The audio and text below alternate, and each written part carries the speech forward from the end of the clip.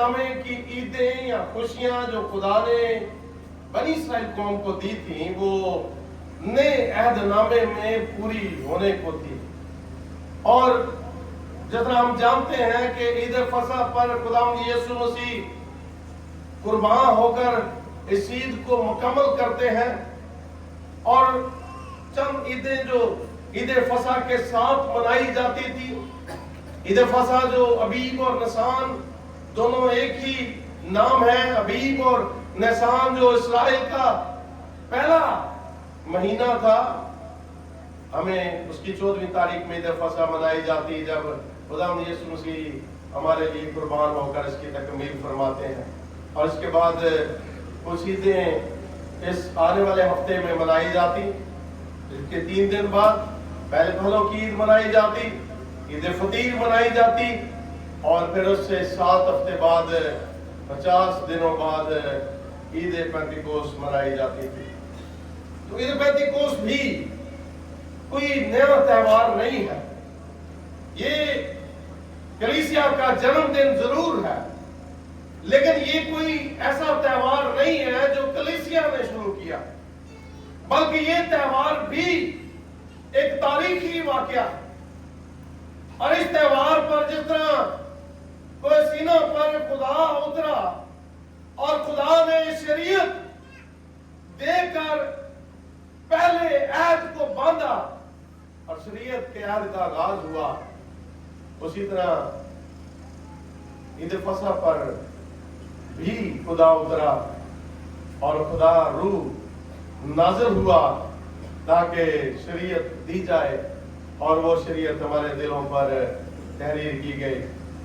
فرق یہ ہے کہ فصح کے موقع پر مصر سے انہوں نے سفر شروع کیا اور کوہ پر 50 دن پورے ہوئے جب وہ وہاں پہنچے، اور آسمان سے خدا جلال کے ساتھ اور بجلیوں کے ساتھ اور آگ کے ساتھ ظاہر ہوا، اور خدا نے شریعت دے کر خدا کے لوگ اسرائیل چنے گئے.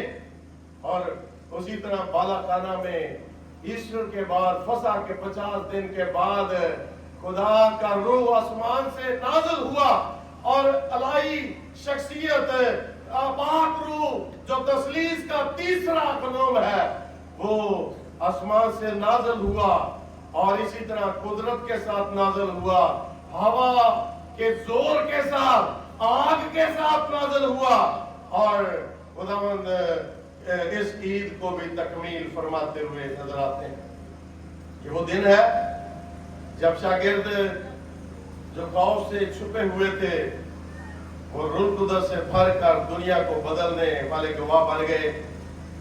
یہ دن ہمیں یاد دلاتا ہے کہ تجسم پر خداوند نے اپنے کلام کو جسم دیا اور اسے ایمانویل کہا کہ خدا ہمارے ساتھ. ایسٹر پر اس نے اسے صلیب دی، کوہ کلوری دیا تاکہ وہ ہمارے لیے قربان ہو اور تاکہ ہمیں نجات ملے.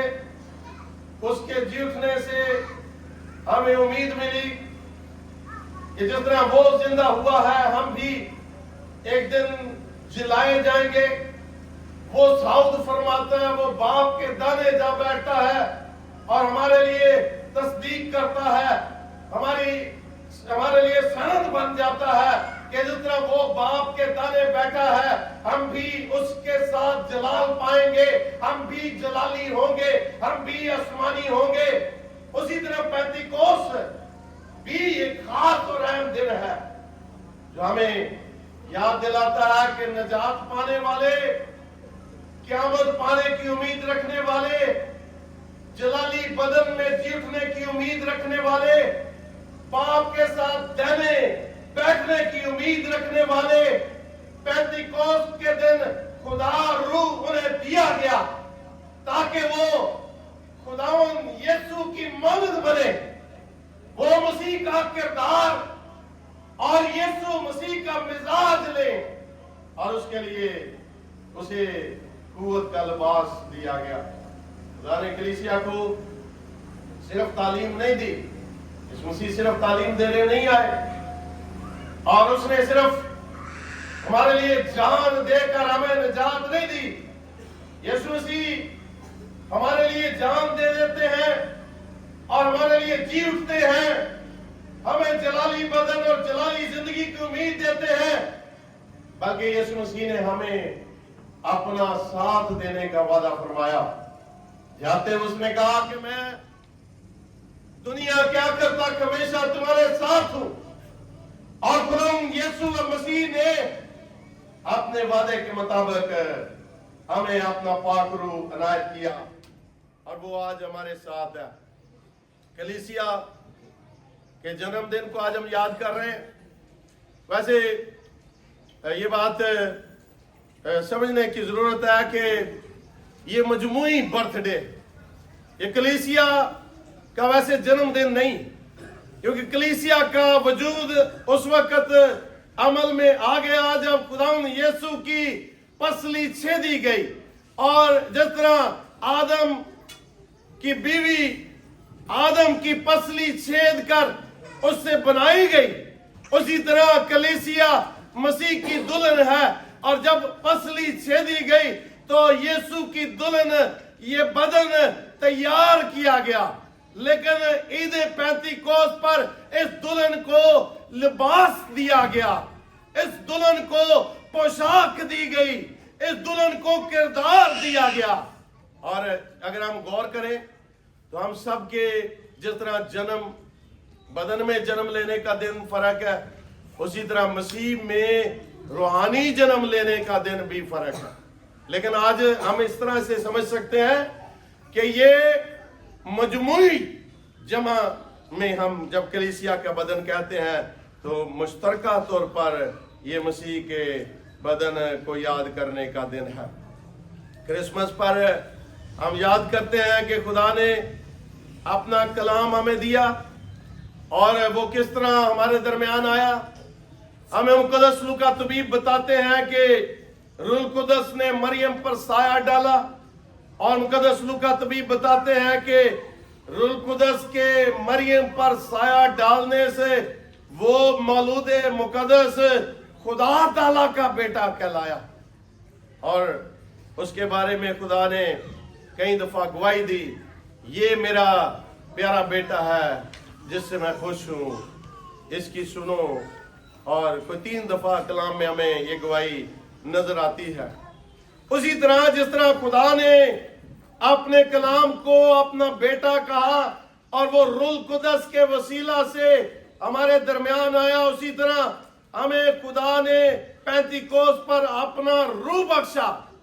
और रूह कुदस आज हमें नए सिरे से पैदा करता है, और जो रूह से पैदा होते हैं वो खुदा के बेटे और बेटियां ठहराए जाते हैं।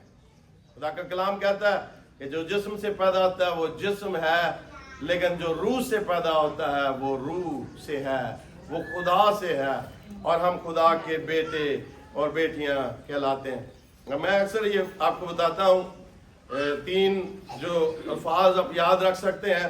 क्रिसमस पर खुदा हमारे लिए, ईश्वर पर खुदा, क्रिसमस पर खुदा हमारे साथ, और ईश्वर पर खुदा हमारे लिए। वो जो हमारे साथ था वो हमारे लिए कुर्बान हो गया, लेकिन पेंतीकोस्त पर खुदा हमारे अंदर। खुदा ने हमसे जो मोहब्बत रखी, उसने अपना इकलौता बेटा बख्शा, और आज उसकी मोहब्बत ये है कि बाप और बेटे की रूह हमारे साथ हमारे अंदर रहती है। कई दफा हम सालूस खुदा जो आपस में कामल यगानगत रखता है, उसको एक दूसरे पर सबकत देते हैं, जिससे बिदती तालीमात जन्म लेती हैं, और हम सोचते हैं कि शायद इसकी अहमियत ज्यादा है। खुदा बाप का एक दौर था या बेटे का एक दौर है, तो अब रूह कुदस का दौर है, या रूह कुदस कुछ ज्यादा अहमियत रखता है, या बेटा ज्यादा अहमियत रखता है, या यहोवा पाक खुदा ज्यादा अहमियत रखता है। याद रखें कि ये सालूस खुदा आपस में कामल यगानगत रखते हैं, और इनमें कोई भी ना बड़ा है ना छोटा है, ना कोई कमतर है ना कोई ज्यादा है। ये तीनों एक ही किस्म का जोर रखते हैं और ये तीनों एक ही जात का हिस्सा है। ये तीनों अपने जलाल में एक जैसे हैं, लेकिन उसके बावजूद हम आज मुख्तलिफ जो तालीमात देखते हैं, डिनोमिनेशंस देखते हैं, उसमें हम फर्क तालीमात देखते हैं। जैसे यहोवा विटनेस वाले कहते हैं कि यहोवा ही सिर्फ खुदा है, वही सब कुछ है, और फिर ओनली जीसस वाले कहते हैं कि नहीं, मसीह सब कुछ है। और इसी तरह बहुत सारे कई पेंटिकॉस्टल चर्च इस बात को तरजीह देते हैं कि नहीं, सिर्फ रूह कुदस ही सब कुछ है। और जैसे मैंने कहा कि हम इनमें से किसी एक बात को अगर ज्यादा तरजीह दें तो ये एक बिदअत बन जाती है। बाइबल के शुरू से लेकर आखिर तक आप इसे पढ़ सकते हैं, तजर्बा से देख सकते हैं कि ये तीनों यगानगत में किस तरह बंधे हुए हैं और तीनों किस तरह मिलकर काम करते हैं। तख्लीक से शुरू कर लें। तख्लीक पर क्या था? खुदा बोलता है, खुदा उस तारीख उस कायनात में अकेला जिंदगी रखने वाला खुदा है। और पता कैसे चला कि कोई जिंदगी रखने वाला है? जब वो बोलता है। और उस तारीकी में, उस गहराव में पानी की सतह पर जुम्बश कौन करता था? खुदा रूह। और खुदा बाप जो बोल रहा था, जो उसके मुंह से कलाम निकल रहा था, वो कलाम यीशु अल मसीह है। और इंसान की तख्लीक के वक्त भी उसने कहा, आओ हम इंसान को खलक करें। और हम तख्लीक में खुदा रूह को इकट्ठा देखते हैं, खुदा सालूस खुदा को इकट्ठा देखते हैं।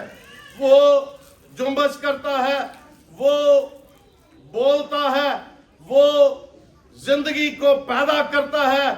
और जिस तरह हमें यीशु की पैदाइश का मैंने हवाला दिया कि रूह कुदस साया करता है, कलाम जन्म देता है, बाप कलाम भेजता है, उसी तरह हम खुदाम यीशु की खिदमत के दौरान भी देखते हैं कि बेटा यरदन के पानी में उतरता है, आसमान से बाप उससे खुश होता है और रूह कुदस खुशी के तस्दीक के इज़हार के लिए उसके ऊपर आ जाता है।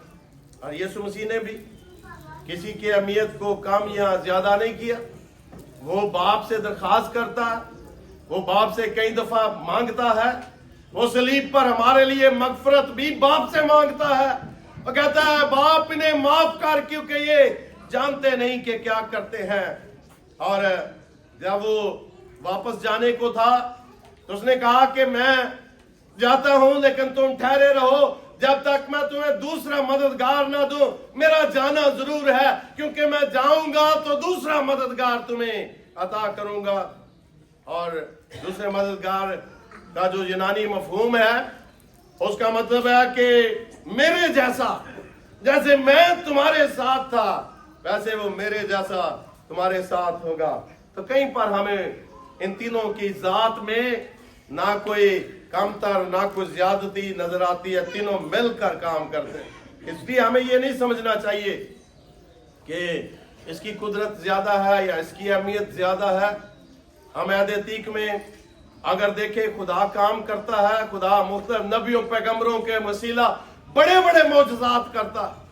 अहद-ए-तीक में हमें मूसा की नजात की कहानी को अगर हम याद करें तो मूसा किस तरह बड़े बड़े मौजज़ात करता है। वो एक आम सी लाठी लेकर उसे बहरे कुल्ज़म पर मारता है और समुंदर दो हिस्सों में हो जाता है, बहरे कुल्ज़म के बीच से रास्ता बन जाता है। किस तरह खुदा आग के बादल में अपने लोगों की रहनुमाई करता हुआ हमें दिखाई देता है। तो बड़े बड़े मौजज़ात हमें अहद-ए-तीक में खुदा करता हुआ दिखाई देता है। और बड़े बड़े मौजज़ात जब यीशु मसीह जमीन पर होते हैं तो वो करता हुआ दिखाई देता है। यीशु हवा और पानी को डांटता है और वो उसके हुक्म मानते हैं। वो इब्लीस को झिड़कता है और वो बदन को छोड़ देता है। वो मुर्दों को जिंदा करता है और वो आप तीसरे दिन उठकर अपने खुदा होने का सबूत देता है कि मैं खुदा हूं। और वो तीसरे दिन मुर्दों में से जी उठता है और आसमान पर खुद से ही चला जाता। पिछले हफ्ते हम देख रहे थे कि उसकी कुदरत देखें कि जब वो कुदरत का इजहार करता है कि आसमान और ज़मीन का कुल इख्तियार मेरे पास है, तो कशिश सिकल फेल हो जाती है और वो आसमान पर ऊपर उठा लिया जाता है। और ये हमारे खुदावंद की कुदरत है। और जब पाक रूह का नज़ूल होता है, वैसा नहीं है कि मौजज़ात कम हो गए हैं या तासीर कम हो गई है। मौजज़ात उसी हमें कुदरत के साथ नजर आते हैं। डरे हुए, सहमे हुए, बेखौफ हो जाते हैं। मौत से डर कर भागने वाले खुशी से मरने को तैयार हो जाते हैं। खौफ और गम से खामोश हो जाने वाले बोलने वाले गवाह बन जाते हैं। मछलियां पकड़ने वाले गलीली लोग जो पढ़े लिखे ज्यादा नहीं थे, वो और इलाकों की जुबानें बोलने लगते हैं। और ये ऐसा नहीं है कि जैसे मुख्तलिफ फिल्मों या ड्रामों का कोई पार्ट 2 होता है या किसी पुरानी फिल्म का कोई नया चरबा बनाया जाता है, तो वो दूसरा जो हिस्सा होता है या पार्ट 2 होता है, वो हमें एक से पहले से कमतर नजर आता है। तो खुदा बाप है, खुदा बेटा है या खुदा रुल कुदस है। मैंने बताया कि वो तीनों अपनी जात अक़दस में इनमें कोई कमतर नहीं है। ये पार्ट 2 नहीं है। और ये हमारी निजात में तीनों मिलकर शरीक है और ये तीनों हमारी निजात के लिए बिल्कुल जरूरी है। हाँ, अगर हम कहें कि ये सीक्वल या पार्ट 2 है, तो ये पार्ट 2 यीशु मसीह के जी उठने का जरूर है, क्योंकि यीशु जिस तरह मर गया हमारे गुनाहों के लिए और जी उठा हमारी रास्तबाजी के लिए, ये पार्ट 2 जरूर है कि आज हर वो शख्स जो गुनाह से तौबा करता है, वो गुनाह के तबार से मर जाता है और वो रूह के तबार से जी उठता है। ईद पेंतिकोस्त इस हिसाब से यीशु की क़यामत का पार्ट 2 जरूर है कि हर वो ईमानदार जो आज तौबा करता है, वो गुनाह के तबार से, अपनी पुरानी इंसानियत के तबार से मर जाता है और रास्तबाजी के तबार से एक नई जिंदगी को पा लेता है। तो आज जो 2 विरद आपके लिए तलावत किए गए, जो दूसरा विरद हमने तलावत किया, हाजी साहब ने आपके लिए तलावत किया, वो अमाल की किताब के 19वें बाब में आपको मिलता। हम कुछ बातें इसमें से आज सीखेंगे। अमाल की किताब के 19वें बाब में 45 ईस्वी का वक्त था।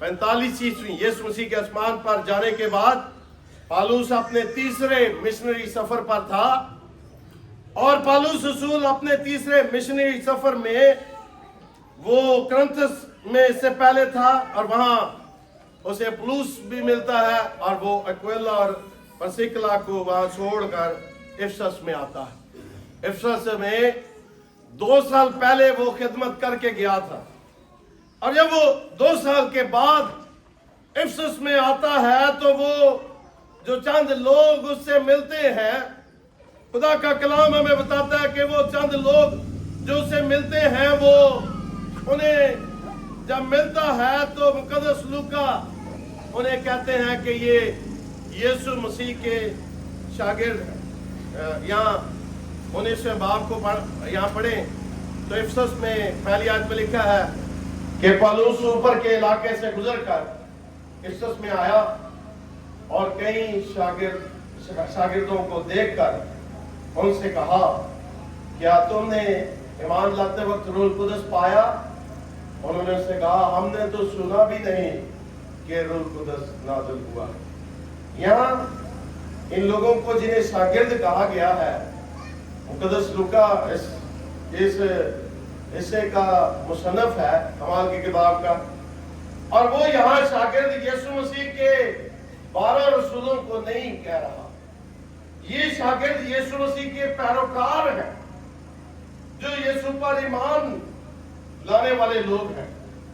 और ये यीशु पर ईमान लाने वाले लोग पौलुस रसूल से मिलते हैं और पौलुस रसूल उनसे सवाल करता है कि क्या तुमने रूह कुदस पाया है? और हमें भी इस सवाल का कई दफा सामना करना पड़ता है। हमसे भी ये सवाल किया जाता है, लेकिन आज हमारा जवाब क्या है और कलाम हमें क्या सिखाना चाहता है? पौलुस रसूल ने ईमानदारों से क्यों ये सवाल किया?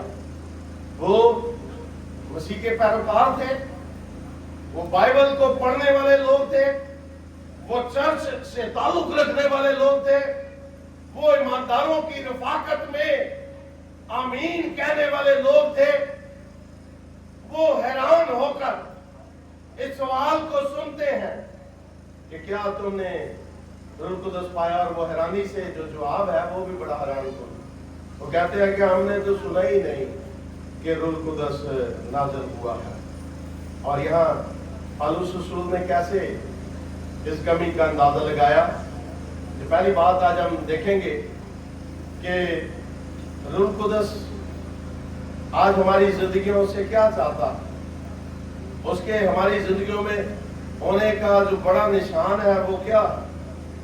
खुदावंद का कलाम हमें बताता है कि पाक रूह जो हमें खुदा ने अता फरमाया है, वो खुदा की मर्जी को समझने, खुदा में जिंदगी को पाने और खुदा के साथ रफाकत रखने के लिए हमें अता किया जाता है। शागिर्द को और पाक रूह को एक दूसरे से जुदा नहीं किया जा सकता। शागिर्द यीशु मसीह के पैरोकार और रूह कुदस दोनों इकट्ठे रहते हैं। और जैसे मैंने कहा कि ये जिंदगी है, ये सांस है, और रुआख, और जो यूनानी लफ्ज इब्रानी में रुआख और यूनानी में जो पनुमा या नुमा लफ्ज इस्तेमाल किया जाता है, उसका मतलब दम या सांस ही। और जब ये हमें अता किया गया है तो ये ईमानदारों की रूहानी जिंदगी का सांस है। ये ईमानदारों से जुदा नहीं हो सकता। और ये ऐसा नहीं है कि पाक रूह कोई इख्तियारी मजमून है कि जैसे तालिब इल्म जब वो कॉलेज में कुछ मज़ामीन रखना चाहते हैं तो कुछ मज़ामीन इख्तियारी होते हैं, उनको अपनी मर्जी से चुना जा सकता है। और पाक रूह कोई इख्तियारी मजमून नहीं है कि हम इसे चुनना चाहें या ना चुनना चाहें। ये तौबा करने वालों की जिंदगियों का हिस्सा होता है। और पाक रूह कोई स्पेशल डिग्री भी नहीं है कि जो सिर्फ ज्यादा पढ़े लिखे या सिर्फ ज़हीन बच्चे ही हासिल कर सकते हैं। पाक रूह सबके लिए एक ही वक्त में नाज़िल किया गया। और जब हम बालाखाना के इस वाक़े को पढ़ते हैं तो हमें मालूम होता है कि 120 की जमात बालाखाना में इस लिबास के लिए मुंतजर थी, इस जिंदगी के लिए मुंतजर थी। और जब ये नाज़िल हुआ तो ये सिर्फ आला पाए के ईमानदारों को नहीं मिला। खुदा ने ये नहीं कहा कि नहीं पहले बुजुर्गों को या पहले सिर्फ 12 रसूलों को, जो मेरे रसूल है ये उनके लिए, या ये नहीं कि पहले मेरी माँ को, मरियम भी 120 की जमात में मौजूद थी, या मौजूद खवातीन को। यह गौर करें कि पाक रूह कोई, जैसे मैंने कहा, ये कोई स्पेशल डिग्री नहीं है कि जिसको सिर्फ ज़हीन और फतीन तालिब इल्म ही हासिल कर सकते हैं। ये पाक रूह सिर्फ उम्र सीधा बुजुर्गों के लिए नहीं है, सिर्फ मर्दों के लिए नहीं है, सिर्फ खवातीन के लिए नहीं है, बल्कि पतरस ने यहाँ अपने वाज में योएल नबी के सहीफे का वो इक्तबास करता है, कहता है कि पाक रूह सबके लिए है। कहा कोई जवान है, कहा कोई बुढ़ा है, कहा कोई बच्चा है, कहा कोई मर्द है, कहा कोई खातून है। पाक रूह नाज़िल हुआ तो 120 की सारी जमात पर नाज़िल हुआ। और आज भी हर वो ईमानदार जो तौबा करता है, पाक रूह उसकी जिंदगी का हिस्सा बनता है। और ये पाक रूह आज बयाना के तौर पर हर एक ईमानदार को दिया गया। ये कोई ट्रॉफी नहीं कि जो जिसको कुछ चर्च जो है وہ لہرا کر یہ کہیں کہ نہیں پاک روح تو صرف ہمارے پاس ہے، یہاں کچھ خاص نشان نہیں ہے کہ ہم بڑی لمبی لمبی عبادت کریں تو ہمیں پاک روح مل سکتا ہے، یا کچھ خاص قسم کے الفاظ بولیں تو ہمیں پاک روح مل سکتا ہے۔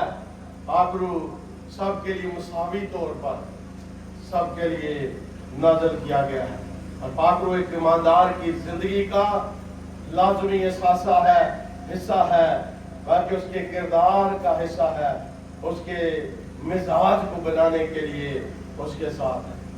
لیکن اگر ہم پاک روح کو نظر انداز کرتے ہیں، اگر ہم اس کی تابعداری نہیں کرتے، اگر ہم اس کی حضوری کے لیے دعا نہیں کرتے، اگر اس کی رہنمائی میں عمل نہیں کرتے، تو پھر ہماری زندگی میں ایک بڑی کمی واقع ہے۔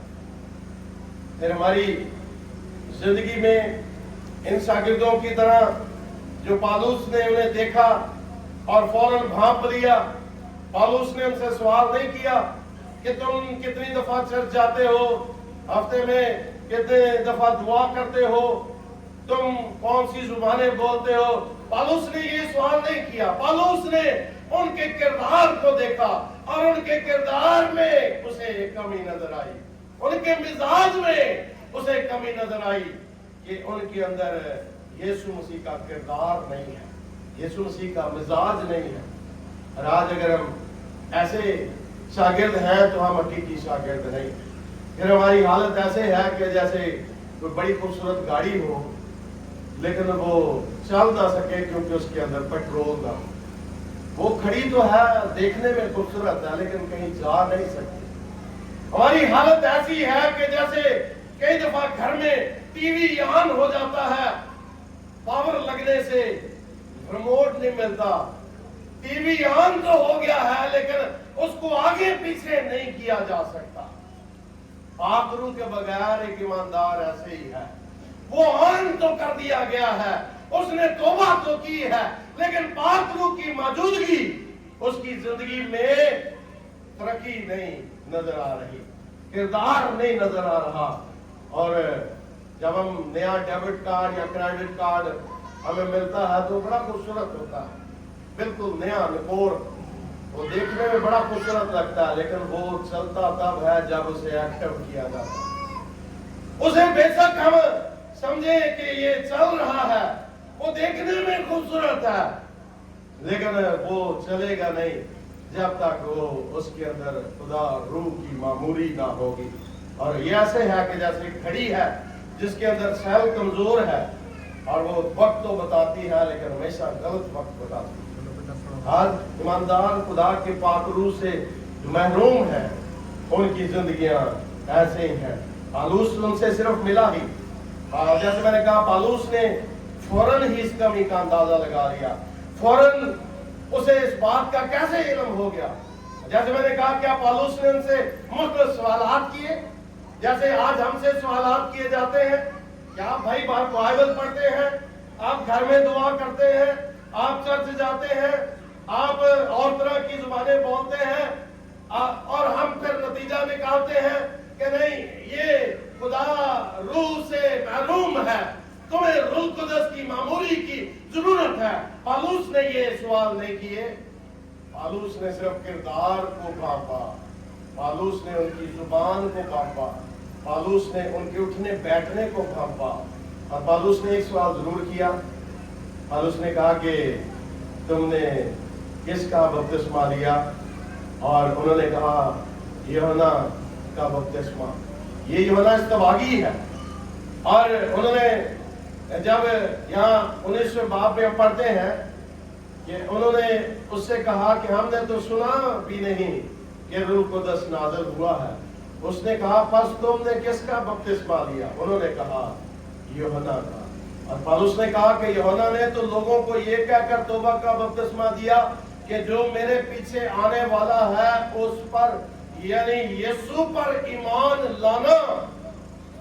یہاں غور کریں اس آیت پر، پالوس رسول انہیں بتاتے ہیں کہ تم نے تو توبہ کا بپتسمہ لیا ہے، اور تمہیں تو توبہ کا بپتسمہ دینے والا یوحنا استباغی تب سے بتا چکا ہے کہ میں پانی سے توبہ کا بپتسمہ دیتا ہوں، لیکن جو میرے بعد آتا ہے وہ تمہیں روح سے بپتسمہ دے گا، اور میں اس کی جوتے کے تسمے کے لائق کھولنے کے لائق نہیں ہوں۔ اور یہاں یونا نے اس کی طرف اشارہ کیا کہ ایمانداروں کو آج اس کا کردار، اس کا مزاج لینے کی ضرورت ہے۔ یہاں یونا کے بپتسمہ، توبہ کے بپتسمہ سے صرف واقف ہونے کا مطلب یہ ہے کہ وہ یسوع مسیح سے ذاتی طور پر واقف نہیں تھے۔ وہ یسوع مسیح کا بارے میں سن کر شاید انہوں نے توبہ کر لی تھی، لیکن یسوع مسیح کے کردار کو، یسوع کے مزاج کو، یسوع کی زندگی کو وہ جانتے نہیں تھے، اور نہ یسوع کا کردار، یسوع کا مزاج، یسوع کی زندگی ان کے کردار میں نظر آتی تھی۔ اور یہ پہلا نشان جو ہمیں عید پینتیکوست پر ظاہر ہوا وہ کیا تھا؟ زور کی آندھی کا سناٹا، اور جس سے وہ گھر گونج گیا، ہوا چلی۔ لیکن علماء کہتے ہیں ہوا یا آندھی وہاں نہیں تھی، لیکن انہیں محسوس ہو رہا تھا کہ جیسے کوئی بڑی زوردار ہوا چل رہی ہے۔ اور جو الفاظ بھی وہاں استعمال ہوئے ہیں، وہ الفاظ یونانی الفاظ بھی یہ ہے کہ وہ کوئی معمولی ہوا نہیں تھی، وہ ایسی ہوا تھی جو ایک سمندر میں 20 یا 40 فٹ تک وہ لہریں پیدا کر سکے، اتنی زوردار ہوا۔ یعنی یہ خدا کی حضوری کا نشان۔ تو یہ میں نے آپ کو کیوں بتایا؟ آپ نے کبھی اتنی تیز ہوا کا تجربہ کیا؟ جب کئی دفعہ آندھی چلتی ہے تو کئی دفعہ تیز، شاید آپ کا بھی کبھی تجربہ ہوا ہو، پھنس گئے ہو ایسے طوفان میں، تو ہوا جو ہے وہ دھکیلتی ہے۔ ہوا اگر ہم آگے جانا چاہ رہے ہیں، آگے نہیں جانے دے رہی، تو ہم پیچھے کی طرف دھکیلے، پیچھے سے آ رہی ہے تو ہم آگے بڑھتے جا رہے ہیں، سائیڈ سے آ رہی ہے تو ہمیں ادھر کو جا رہے ہیں۔ تو یہاں خدا کا کلام ہمیں بتاتا ہے، جو پہلا نشان آگے چل کر میں آپ کو بتاؤں گا کہ اس کا مطلب کیا ہے۔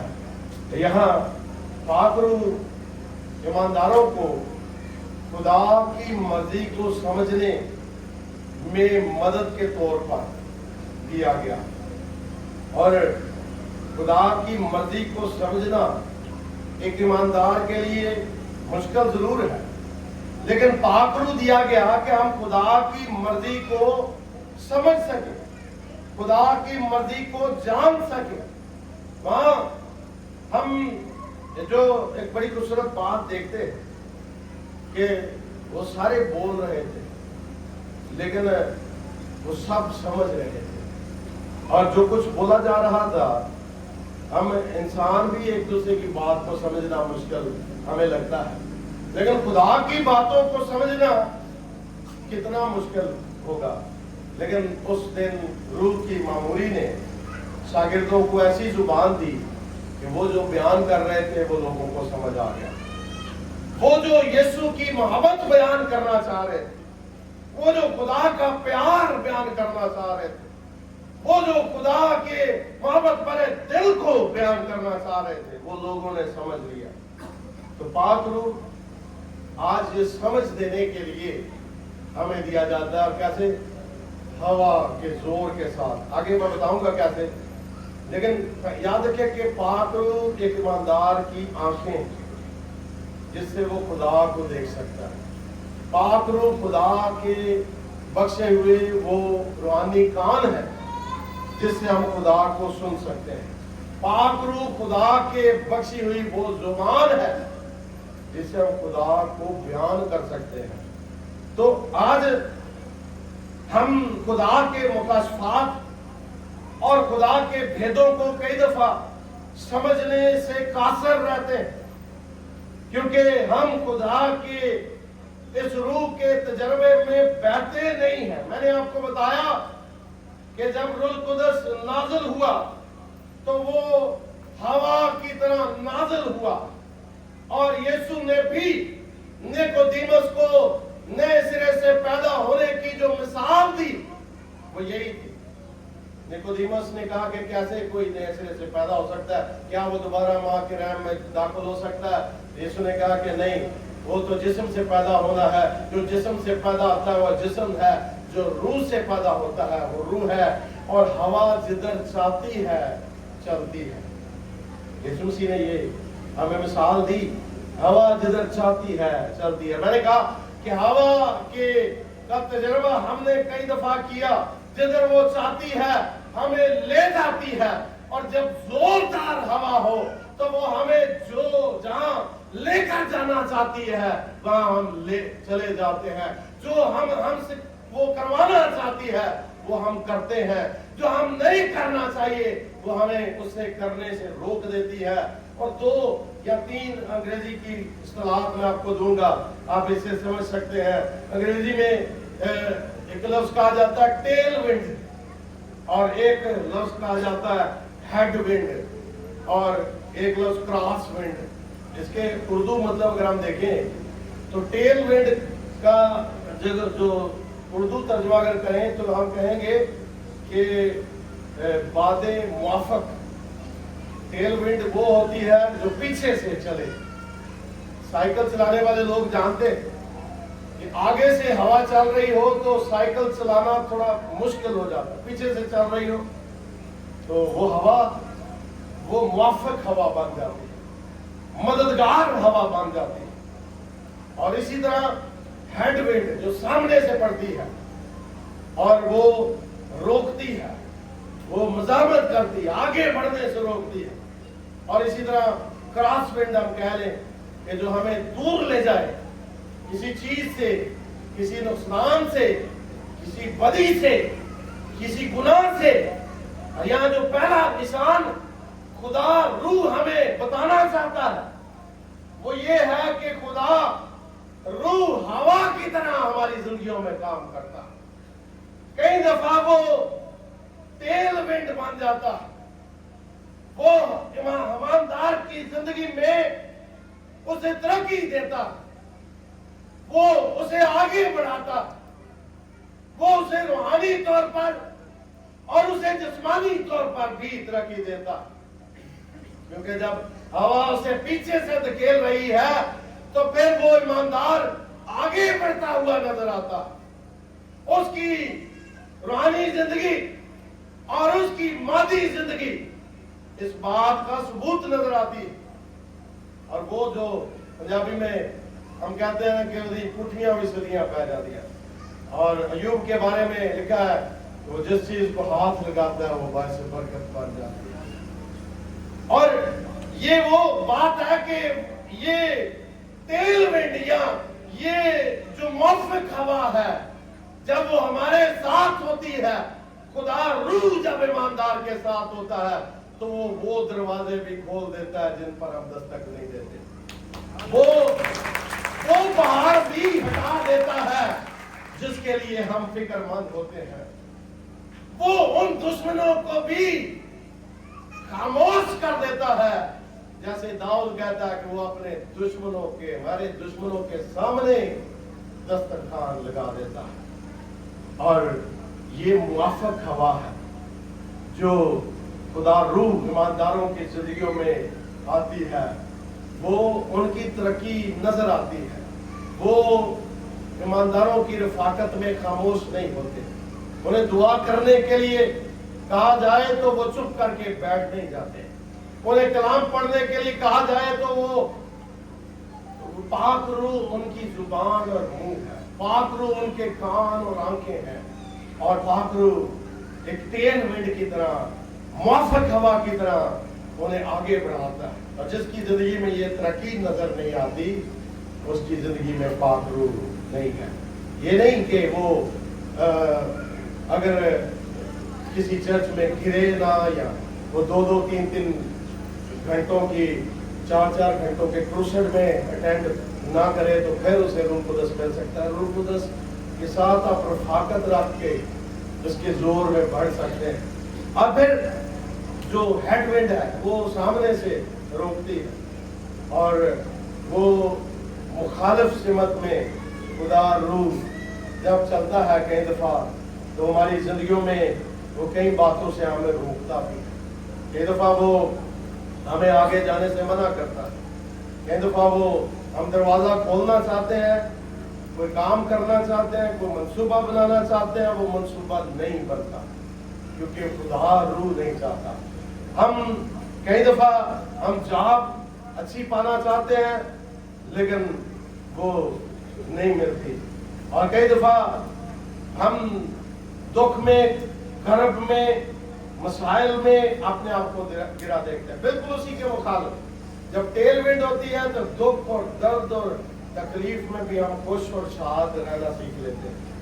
लेकिन कई दफ़ा वो मुखालिफ सिमत से आने वाली हवा हमें रोक लेती है। मैंने कहा कई दफ़ा जो क्रॉस विंड होती है, जैसे यूसुफ पोतीफार की बीवी के सामने खड़ा था, गुनाह उसके सामने था, लेकिन खुदा रूह उसे वहां से भगा ले जाता। क्रॉस विंड जो है वो ईमानदारों को दूर ले जाती है, भगाती है, रोकती है। और यहाँ खुदा का कलाम बताता है कि ये पहली अलामत है कि खुदा रूह हमें अपनी मर्जी देता है, हमें तरक्की देता है, हमें सिमत देता है, हमें कुव्वत देता है, हमें रहनुमाई देता है, हमारे अंदर किरदार पैदा करता है, हमारे अंदर मिजाज पैदा करता है, और हम खुदा की रहनुमाई में बढ़ते हुए नजर आते हैं। और ये पाक रूह के हमारी जिंदगी में शामिल होने का पहला निशान। दूसरी बात ये, पालूस रसूल ने कहा कि मसला ये भी है कि तुमने तौबा का बपतिस्मा लिया यूहन्ना इस्तबागी से, और यही मसला है कि यीशु के शागिर्द तुम कहलाते तो हो, लेकिन यीशु सिर्फ तौबा का ही तकाजा नहीं करता। यीशु के शागिर्द जो तौबा के वसीला उसके शागिर्द बने हैं, यीशु के शागिर्द होना आसान बात नहीं है। यीशु के शागिर्दों से खुदा सिर्फ तौबा का तकाजा नहीं करता कि वो ईमानदार बार बार तौबा ही करते रहें, और कभी इस चर्च में जाकर तौबा करें, कभी उस चर्च में जाकर तौबा करें, कभी यहाँ से बपतिस्मा ले, कभी वहां से जाकर बपतिस्मा ले। वो तौबा का बपतिस्मा बार बार लेते हुए हमें नहीं देखना चाहता। वो चाहता है इससे आगे भी बढ़े। हमें यीशु सिर्फ तौबा का तकाजा बार बार करता हुआ दिखाई नहीं देता, बल्कि वो चाहता है कि हमारी जिंदगियों में मसीह का मिजाज और किरदार भी। यीशु ने बड़े तकाजे किए अपने शागिर्दों से। यीशु मसीह ने कहा कि अगर कोई मेरा शागिर्द होना चाहे तो अपनी सलीब उठाकर मेरे पीछे चले। यीशु ने कहा कि जितना मैंने तुम्हें माफ किया तुम भी एक दूसरे को माफ करो, जितना मैंने तुमसे मोहब्बत रखी तुम भी एक दूसरे से मोहब्बत रखो, इससे सब जानेंगे कि तुम मेरे शागिर्द हो। और आज यीशु का ये तकाजा है कि सिर्फ तौबा नहीं, किरदार मेरा किरदार तुम्हारी जिंदगियों में नजर आए, मेरा मिजाज तुम्हारी जिंदगियों में नजर आए। तो आज वो ईमानदार जो चर्च आते हैं, जो कलाम को खोलते हैं, लेकिन जुबान उनकी वैसे ही करख्त है, जब वो चर्च से बाहर जाते हैं तो उनकी जुबान पर फिर वही करख्त बातें नजर आती हैं। वो बेशक बाइबल की आयात को जुबानी याद करते हैं, लेकिन वो जब तनकीद करने लगते हैं, किसी को बुरा भला कहने लगते हैं, गाली गलौज करते हैं, बदगोई करते हैं, तो उसके लिए भी उनकी जुबान कभी रुकती नहीं। तो पाक रूह किसी ईमानदार की जिंदगी में सबसे बड़ा निशान ये नहीं है कि वो इबादत में उछल उछल कर डांस कर करके सबको दिखाए, या वो गिर जाए और कहे कि मैं पाक रूह से मामूर हो गया, या वो 4-5 घंटे की मुसलसल इबादत में शरीक हो तो फिर कहे कि शायद मुझे अब पाक रूह का तजर्बा हो गया। पाक रूह का तजर्बा ये है कि मसीह किसी के किरदार में नजर आए, मसीह किसी की गुफ्तगू में नजर आए, مسیح کسی کے مزاج میں نظر آئے، مسیح کسی کے اٹھنے بیٹھنے میں نظر آئے، تو پاک روح کو پانے والے آج جو خداوند ہم سے کرنا چاہتا ہے وہ آج کرنا مشکل ہے، اور اس مشکل کو کئی دفعہ دیکھ کر ہی کئی لوگ یہ سمجھتے ہیں کہ شاید میں صحیح طرح پاک نہیں ہوا، تو اس لیے مجھے پھر پاک ہونے کی ضرورت ہے، مجھے کسی اور جگہ پر جا کر بپتسمہ لینے کی ضرورت ہے۔ اور یہ کوئی یاد رکھیں کہ یہ کوئی دوا یا جادو نہیں ہے، یہ تو کلیسیا میں شامل ہونے کا نشان ہے۔ بدلنا تو ہم نے خدا کے روح میں رہ کر فرمانبرداری کرنے سے ہے، خدا کی رفاقت میں رہنے سے ہے، اور یہ پہلا نشان ہے جو خدا جس طرح زندگی، خدا روح جو زندگی بن کر آیا، اور یہ زندگی نظر آنی چاہیے جب وہ ہمیں سمت دے، ترقی دے، اور دوسرا نشان یہ کہ ہماری زندگی میں پاکیزگی نظر آنی چاہیے۔ یہ جو دو پہلے نشان ہیں، پہلا نشان ہوا زندگی کا نشان ہے، اور دوسرا نشان آگ ہے جو پاکیزگی کا نشان ہے۔ تو یہ پاکیزگی کیسے پیدا ہوتی ہے؟ یہ خداوند پاک روح ہماری زندگیوں میں پیدا کرتا ہے۔ جب ہم اس کی فرمانبرداری کرتے ہیں، جب ہم اس کے مزاج کو اپنانے کی کوشش کرتے ہیں، یہ آسان نہیں ہے۔ ایک مسیحی بننا آسان نہیں ہے، آسان نہیں ہے کہ کسی کو معاف کر دینا، جس نے آپ کے لیے بڑا بغض رکھا ہو، اسے معاف کرنا آسان نہیں ہے۔ اس شخص کے آگے اپنا دوسرا گال رکھ دینا، یہ جانتے ہوئے بھی کہ وہ آپ کا کیا حشر کر سکتا ہے، یہ آسان نہیں ہے۔ یہ آسان نہیں ہے کہ ان لوگوں کے لیے بھی دعا کی جائے جن کو آپ دیکھنا بھی نہیں چاہتے، یہ آسان نہیں ہے۔ اور یہ آسان نہیں ہے کہ آپ اس شخص کو معاف کریں جس نے آپ کو شدید نقصان پہنچایا ہو، یہ آسان نہیں ہے۔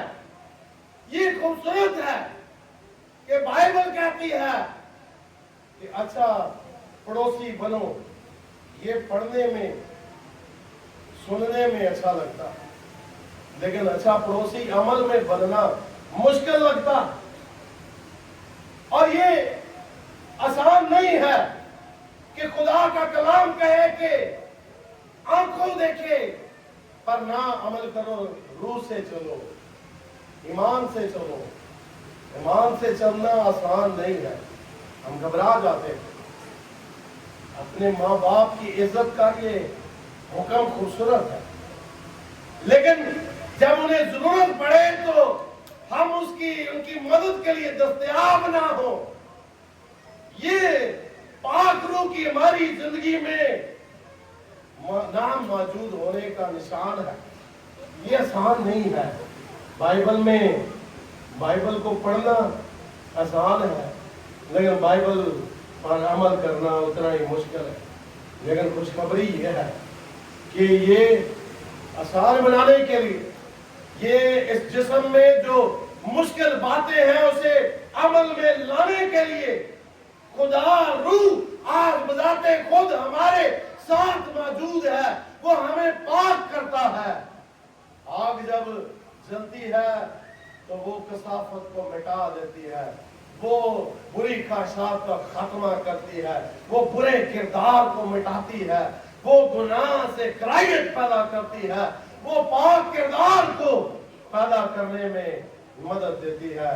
اور یہ سب کرنے کے لیے خدا یسوع نے کہا کہ میں تمہیں دوسرا مددگار ہوں، اور دوسرا مددگار جس کے لیے یونانی میں جو لفظ استعمال کیا جاتا ہے وہ پارا کے لیے لفظ جس کا مطلب ہے کہ تسلی دینے والا، مدد کرنے والا، ساتھ کھڑا ہونے والا۔ اور جیسے میں نے ایک اور مطلب یہ شروع میں بتایا کہ یسوع مسیح جیسا، یسوع مسیح کی مانند تسلی دینے والا، مدد کرنے والا، ساتھ کھڑا ہونے والا جو ہمارے ساتھ آج موجود ہے۔ اور تیسرا نشان جو مختصر کرتے ہوئے ہم دیکھیں کہ وہ زبان ہے جو وہ وہاں بولی جا رہی تھی۔ یہ زبان جو عید پینتیکوس کے دن بولی جا رہی تھی، یہ غیر زبان نہیں تھی، یہ اور ملکوں میں بولی جانے والی زبان تھی۔ یہ اس وقت کی جو یہاں ورد آپ نے پڑھا، گھر میں جا کر پڑھ سکتے ہیں، کوئی 10-12 جو علاقے ہیں مختلف، پینتوس، کپتکیا، آسیا، پرفیلیا، لبوا، کرینے، یہ ان علاقوں میں بولی جانے والی زبانیں تھیں۔ جیسے شاگرد سمجھ لیں کہ وہ عربی بول رہے تھے، وہ ڈچ بول رہے تھے، وہ چائنیز بول رہے تھے، وہ یونانی بول رہے تھے، جبکہ وہ زبان انہوں نے سیکھی نہیں تھی۔ اور جو ان علاقوں سے وہاں عید فصح پر لوگ آئے تھے وہ سب سمجھ رہے تھے، یہ نہیں تھا کہ انہیں سمجھ نہیں آ رہی تھی۔ آج جو کچھ ایسی زبانیں بولی جاتی ہیں جو فرق ہے، اور ہم زبان کی نعمت سے انکار نہیں کرتے، اور اس طرح کی زبان بولنے سے پالوس نے کہا کہ اگر تم بولو تو اس کا ترجمہ بھی کرو۔ یہ وہ زبان نہیں تھی جو آج لوگ سمجھتے ہیں کہ وہ بولی جائے تو یہ روح القدس کے علامت ہے، روح القدس کا نشان ہے۔ یہ زبان تو ہم آگے پیدا کر رہے تھے، یہ زبان اختلاف نہیں پیدا کر رہی تھی، یہ چرچ کو میں اختلاف پیدا نہیں کر رہی تھی، توڑ نہیں رہی تھی کہ ہم زیادہ بہتر چرچ ہیں، ہمارے اندر زیادہ روح القدس ہے۔ یہ اختلاف نہیں پیدا کر رہی تھی، یہ تو یگانگت پیدا کر رہے تھے۔ اب وہ بولنے والے 120 کی جماعت تھی، وہ سب یسوع کے بارے میں، خدا کی بارے میں، مختلف زبانوں کے بارے، یہ معجزہ ضرور تھا کہ یہ زبانیں انہوں نے سیکھی نہیں تھی۔ یہ اس علاقے کے مختلف لوگ جو مختلف زبانیں بولنے والے وہاں موجود تھے، انہوں نے سیکھی نہیں تھی، اور انہوں نے کہا بھی یہ تو گلیلی ہیں، یہ تو ان پڑھ لوگ ہیں، یہ کیسے بول سکتے ہیں؟ لیکن وہ روح کی قدرت سے وہ بول رہے ہیں۔ آج یہ زبان خدا ہمیں بھی دینا چاہتا ہے۔ یہ زبان یہ ہے کہ ہم جو کہیں، خدا میں نے آپ کو بتایا کہ ہم جو کہیں وہ لوگوں کی سمجھ میں آ جائے۔ ہم جو کہیں خدا کی محبت کے بارے میں، اپنے خداوند مسیح کی قدرت کے بارے میں، وہ لوگوں کی زندگیوں تک پہنچ سکے، وہ اثر رکھے۔ اور میں نے کہا کہ زبان مشن، یہ زبان جس طرح ایک مشن بنایا گیا بابل کے موقع، بابل کا برج بناتے وقت مشن یہ تھا کہ بڑا برج بنایا جائے، لیکن وہ مشن فیل ہو گیا کیونکہ زبانوں میں وہاں اختلاف پایا گیا۔ وہاں تب زبان ایک تھی، لیکن تب زبانوں میں خدا نے اختلاف ڈال دیا اور مشن فیل ہو گیا۔ اب زبانیں طرح طرح کی دی گئی، لیکن وہ زبانیں اختلاف کے لیے نہیں تھی، وہ زبانیں گواہی کے لیے تھی کہ یہ مختلف علاقوں میں لوگ جائیں اور وہ مختلف علاقوں میں یسوع کا پرچار کریں، یسوع کی منادی کریں، یسوع کے گواہ بنے۔ اور یہ کتنے لوگ تھے؟ آخری بات یہ پالوس نے انہیں ان کے بارے میں کہا کہ افسس میں یہ جو لوگ تھے یہ 12 شاگرد تھے۔ ایک اندازے کے مطابق اس وقت افسس کی آبادی جو تھی وہ 2 سے 2.5 لاکھ کے قریب تھی، اور ان میں سے شاگرد کتنے تھے؟ صرف 12۔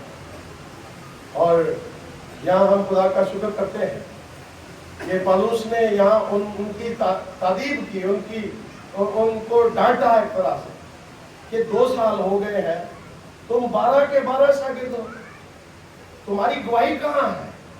تمہارا کردار کہاں ہے؟ تمہارے مزاج سے کوئی متاثر کیوں نہیں ہوا؟ تمہارے کردار سے کوئی بدلا کیوں نہیں؟ اور ہم خدا کا شکر کرتے ہیں کہ پینتیکوس پر صرف 120 کی جماعت تھی، اور اس پہلے دن میں ہی خدا روح چونکہ ان کی زندگی میں کام کر رہا تھا، اس گواہی نے 3000 لوگوں کو شامل کیا۔ اور آج ہم خدا کا شکر کرتے ہیں ہمارے کنشنس کے لیے۔ آج خدا ہمیں بڑھا رہا ہے، اور خدا کے روح کی نعمتیں صرف غیر زبانیں بولنا نہیں ہے، खुदा के रूह की नेमतें मैंने कुछ बताई आपको कि किरदार है, और बेशुमार नेमतें और भी कलाम हमें बताता है। तो खुदा रूह को महदूद ना करें, खुदा रूह तो बेशुमार नेमतें रखता और वो चाहता है कि हम इन नेमतों से उसकी दुआई को जारी रखें। तो खुदा हमें इस आज ख्याल से आज बरकत दे।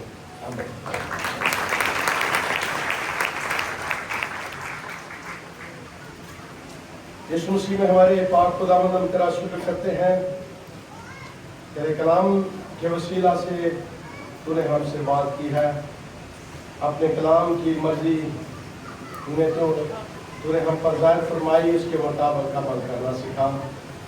आज खुदावंद ये किरदार, ये अमल हमारी जिंदगी में उतारा कर, मसीह हमारे खुदावंद के वसीला से आमीन। खुदावंद की तारीफ करें।